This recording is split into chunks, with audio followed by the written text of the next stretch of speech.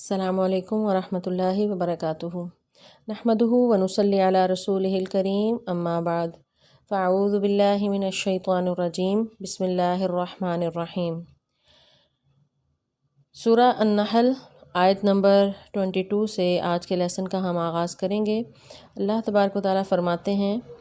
الہکم تمہارا معبود، الہم معبود ہے، واحد ایک ہی، فالذین پس وہ لوگ جو لا نہیں، یؤمنون وہ سب ایمان رکھتے، بالآخرہ آخرت پر، قلوبہم ان کے دل، منکرہ انکار کرنے والے ہیں، وہم اور وہ، مستکبرون وہ سب تکبر کرتے ہیں۔ اس سے قبل آیات میں ہم نے دیکھا کہ اللہ تبارک و تعالیٰ نے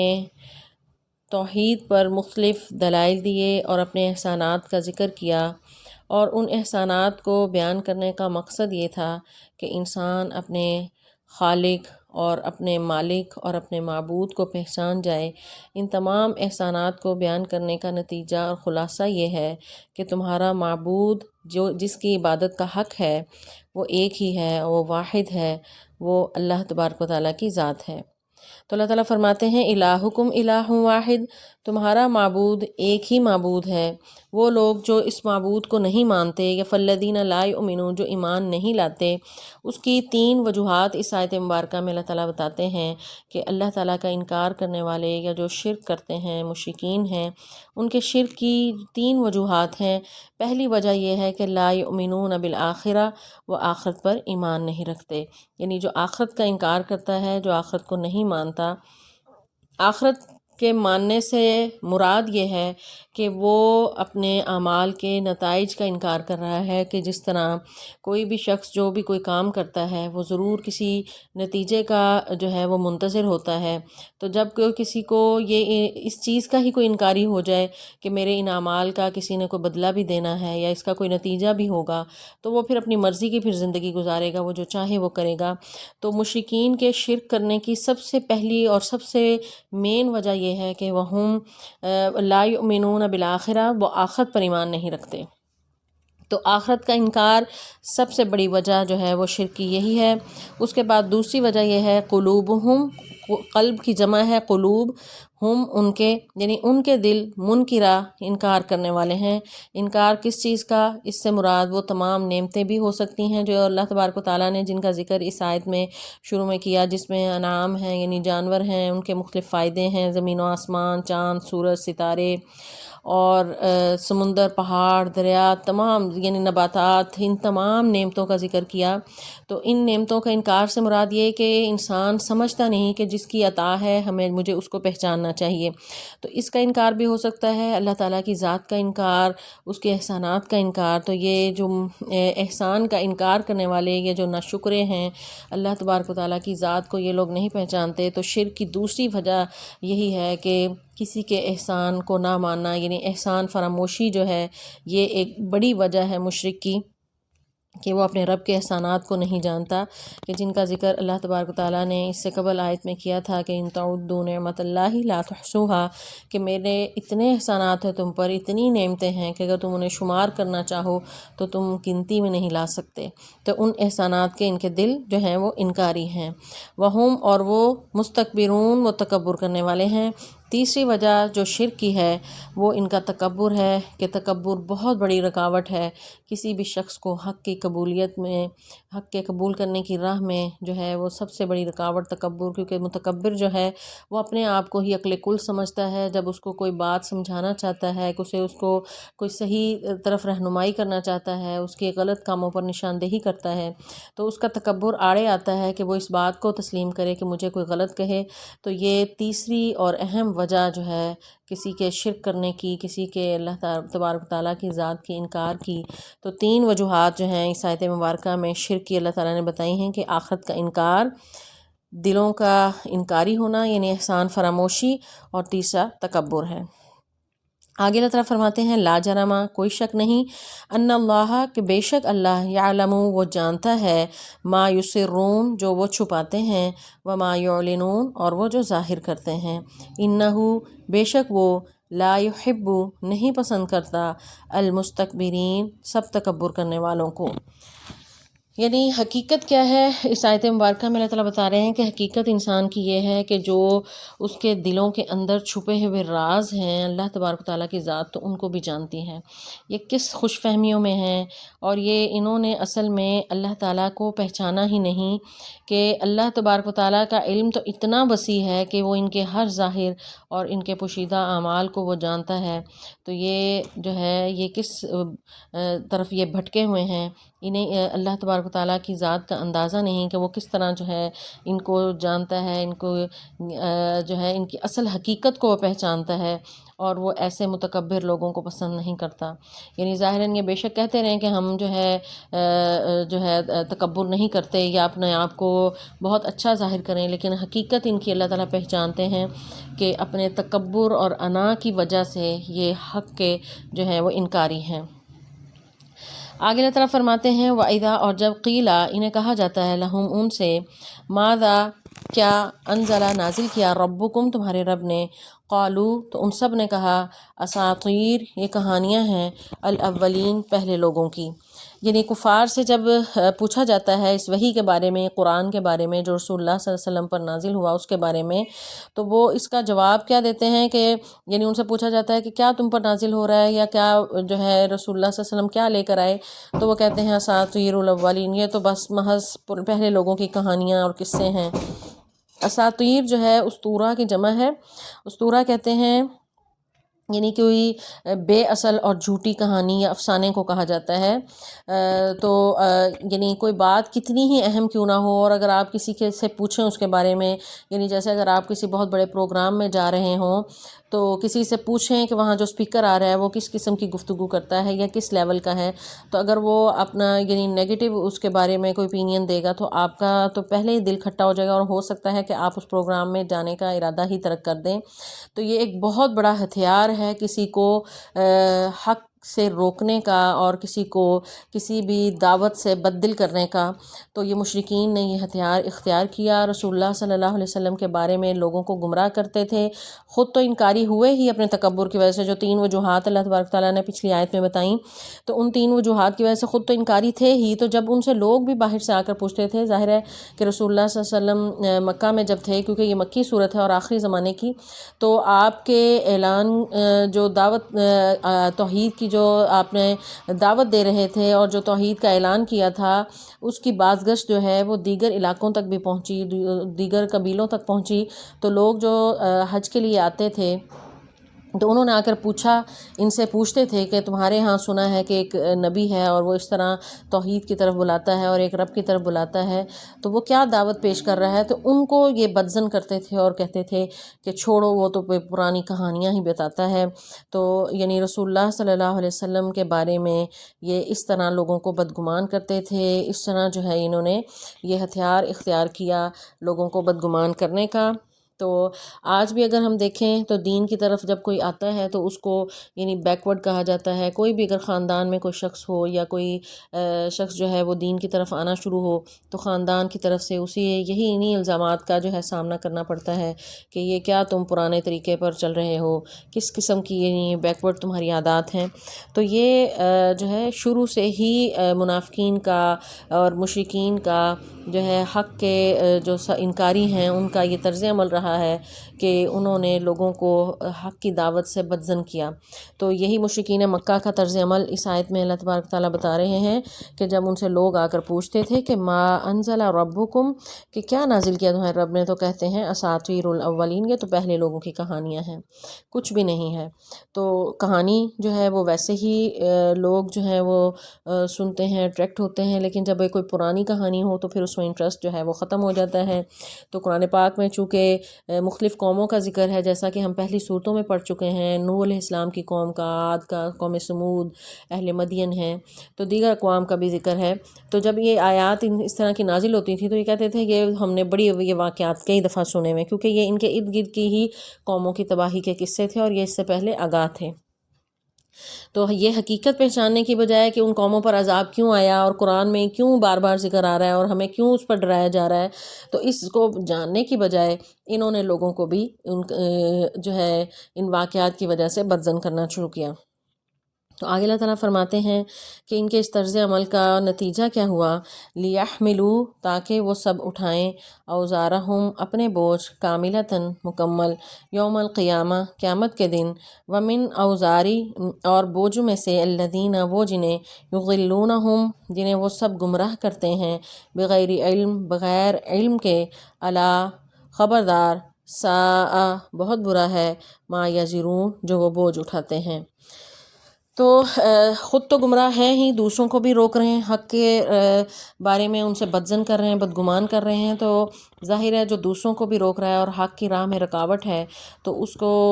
اس کے اس جرم کی سزا بھی لازمی ملنی چاہیے، کہ جو ہے یہ ایک دنیا کا مانا ہوا قانون ہے کہ جو دوسروں کو بھی منع کرتا ہے، خود بھی قانون کی پاسداری نہیں کر رہا تو منع کرنے والے کو بھی اتنی ہی سزا دی جاتی ہے۔ تو اللہ تعالیٰ فرماتے ہیں یحملوا، حمل سے ہے، حمل کہتے ہیں بوجھ اٹھانے کو، تو یہ بوجھ اٹھائیں گے، یعنی قیامت کے دن جو ہے گناہوں کا بوجھ جو ہے ان کے جو ہے وہ لادا جائے گا ان کے اوپر، کیونکہ انہوں نے دوسروں کو بھی روکا، اپنا بوجھ بھی اٹھائیں گے، کاملہ، اپنا تو مکمل اٹھائیں گے یوم القیامہ، قیامت کے دن، ومن اوزار الذین، اور ان لوگوں کے بوجھ میں سے بھی، من جو ہے یعنی یہ ظاہر یہ کرتا ہے کہ ان لوگوں کا پورا بوجھ نہیں، ان کا ان برے اعمال کا ہی یہ بوجھ اٹھائیں گے کہ جو ان کے گائیڈ کرنے کی وجہ سے انہوں نے برے اعمال کیے،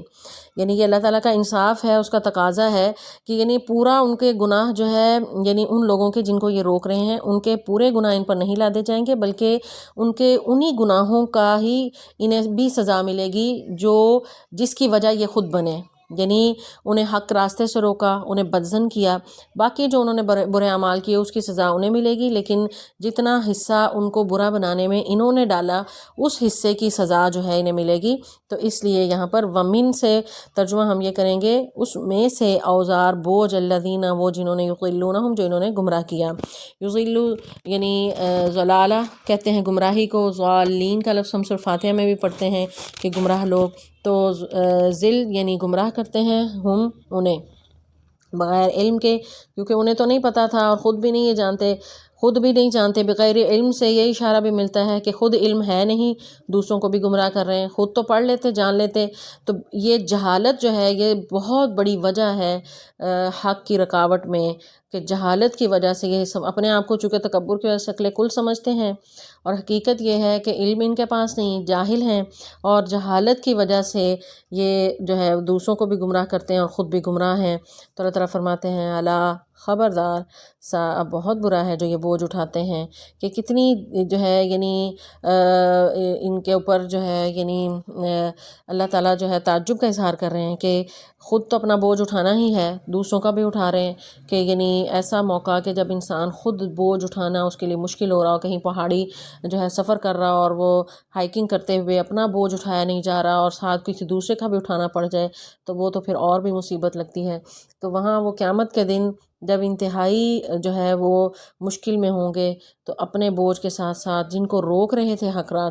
کے راستے سے ان کا بوجھ بھی انہیں اٹھانا پڑے گا۔ رسول اللہ صلی اللہ علیہ وسلم کی حدیث ہے کہ جو شخص ہدایت کے کسی کام کی طرف کسی کو دعوت دے تو اس کے لیے اتنا ہی اجر ہوگا جتنے لوگ اس کی پیروی کرتے جائیں گے، اور ان لوگوں کے اجر میں بھی کوئی کمی نہیں ہوگی۔ تو اسی طرح اگر کوئی کسی کو گمراہی کی طرف دعوت دیتا ہے تو ان تمام لوگوں کے گناہوں کا جو گناہ جو ہے اس شخص کو بھی ملے گا جس نے اس گناہ کی ابتدا کی، یعنی کسی بھی کام کا موجد جو ہے وہ برابر ذمہ دار ہوتا ہے۔ اگر وہ نیکی کے کام کا ایجاد کرنے والا ہے،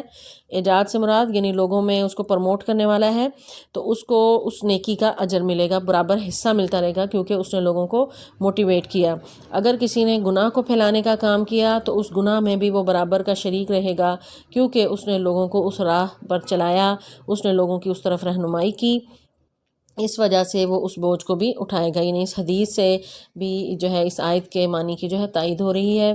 جس طرح جو ہے عام طور پر لوگ جو ہیں کوئی نیٹ پہ چیز ڈال دیتے ہیں، کوئی اس طرح کی غلط ویڈیوز جو ہیں وہ شیئر کرتے ہیں، تو وہ جتنی بات شیئر ہوتی جائے گی جو سب سے پہلے بھیجنے والا ہے وہ اتنا ہی وہ گناہ میں شریک ہوتا جائے گا۔ اسی طرح کوئی نیک عمل ہے اس کو اگر پروموٹ کوئی کر رہا ہے تو اس کا اجر بھی اس کو ملے گا۔ اس لیے بہت کوشش کرنی چاہیے کہ کوئی ہم سے کچھ ایسا غلط نہ ہو کہ جو آگے سے آگے جو ہے وہ آپ کے لیے جو ہے وہ بوجھ کو بڑھانے کا ذریعہ بنے۔ آگے اللہ تعالیٰ فرماتے ہیں قد یقیناً تحقیق مکرہ تدبیریں کی الذین ان لوگوں نے من قبلہم جو اس سے پہلے تھے فأتی اللہ تو آیا اللہ بنیانہم ان کی عمارت پر من القواعد بنیادوں سے فخرہ تو گر پڑی علیہم ان پر السقف چھت من فوقہم ان کے اوپر سے واتاہم اور آیا ان پر العذاب عذاب من حیث وہاں سے لا یشعرون وہ نہیں سوچتے تھے، یعنی انہوں نے سوچا بھی نہیں تھا اور عذاب ایسی جگہ پر آیا۔ یعنی انہوں نے یہ تدبیر کی تھی، لوگوں کو روکا، بدظن کیا، کہا کہ یہ جی پرانی کہانیاں ہیں، کیا سنتے ہو تم، یعنی محمد صلی اللہ علیہ وسلم کے بارے میں لوگوں کو بدگمان کیا، آپ پر نازل ہونے والے قرآن کے بارے میں بدگمان کیا، اس ہدایت کے بارے میں بدگمان کیا۔ یہ ان کی خفیہ تدبیریں تھیں۔ مکر جو ہے، مکر کا لفظ قرآن پاک میں پازیٹیو معنوں میں بھی استعمال ہوا، نیگیٹو معنوں میں بھی۔ پازیٹیو معنوں میں لیں تو اس کا معنی جو ہے یعنی تدبیر کا کریں گے، اور نیگیٹو میں یعنی ان کی چالیں، فریب۔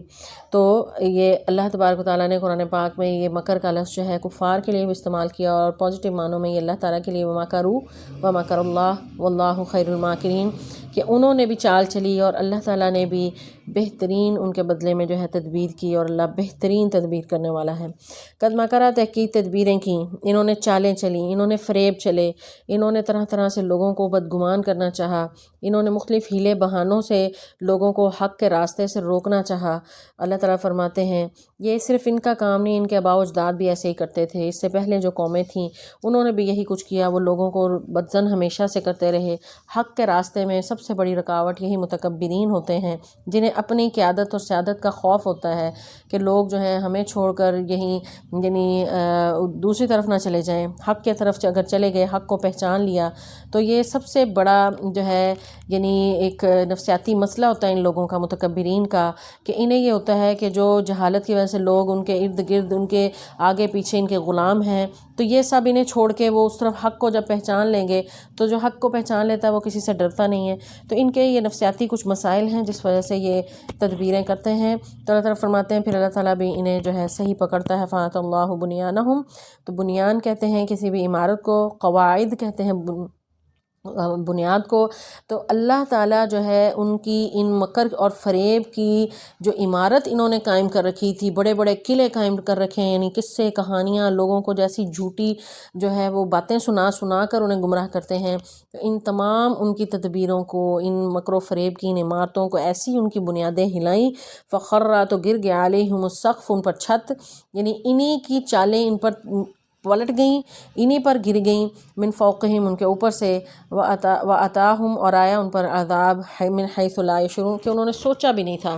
تو اس سے مراد ان کی چالوں کی چھت بھی ہے، اس سے مراد حقیقت میں بھی ہو سکتا ہے کہ جس طرح اس سے پہلی قوموں پر بھی عذاب آیا، قوم عاد ہے، قوم سمود، ان کے گھر جو ہے ان پر گر گئے تھے کہ ان کے چھتیں جو ہیں، ان کے گھر ان کے لیے قبرستان بن گئے۔ تو آج بھی دنیا میں ایسے ہوتا ہے کہ زمین پھٹ جاتی ہے اور غرق ہو جاتے، لوگ اس میں دفن ہو جاتے ہیں۔ تو اسی طرح جو ہے اللہ تعالیٰ ان کے کفار کی، ان مکر و فریب کرنے والے لوگوں کی چالوں کو ان پر پلٹ دیتا ہے، اور وہ ان کے بڑے بڑے جو قلعے انہوں نے قائم کیے ہوتے ہیں جھوٹ کے، وہ ان پر ان سمیت جو ہے وہ زمین بوس ہو جاتے ہیں، اور ان کو سمجھ بھی نہیں آتی کہ کس طرح جو ہے ان پر عذاب آ گئے۔ تو یہ تو تھا دنیا کا عذاب۔ آگے اللہ تعالیٰ فرماتے ہیں ثم پھر یوم القیامہ قیامت کے دن یخزیہم وہ انہیں رسوا کرے گا، ویقول اور وہ کہے گا این کہاں ہیں شرکائی میرے شریک، الذین وہ جو کنتم تھے تم تشاقون تم جھگڑا کرتے تھے، فیہم ان کے بارے میں، قال الذین تو کہیں گے وہ لوگ اوتوا العلم جنہیں دیا گیا تھا علم، انا بے شک الخزی رسوائی، الیوم آج، والسوء اور برائی، علی الکافرین کافروں پر ہے۔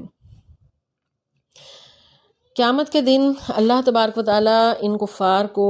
جسمانی تکلیف تو دیں گے، یعنی انہیں فزیکل سزا تو دی جائے گی، جہنم میں ڈالا جائے گا، آگ میں جل رہے ہوں گے، انہیں آگ کا لباس پہنایا جائے گا، اور اس طرح کا یعنی ان کو جسمانی طرح جو ہے وہ ٹارچر کیا جا رہا ہوگا۔ اس کے ساتھ ساتھ ان کو جو ہے فزیکل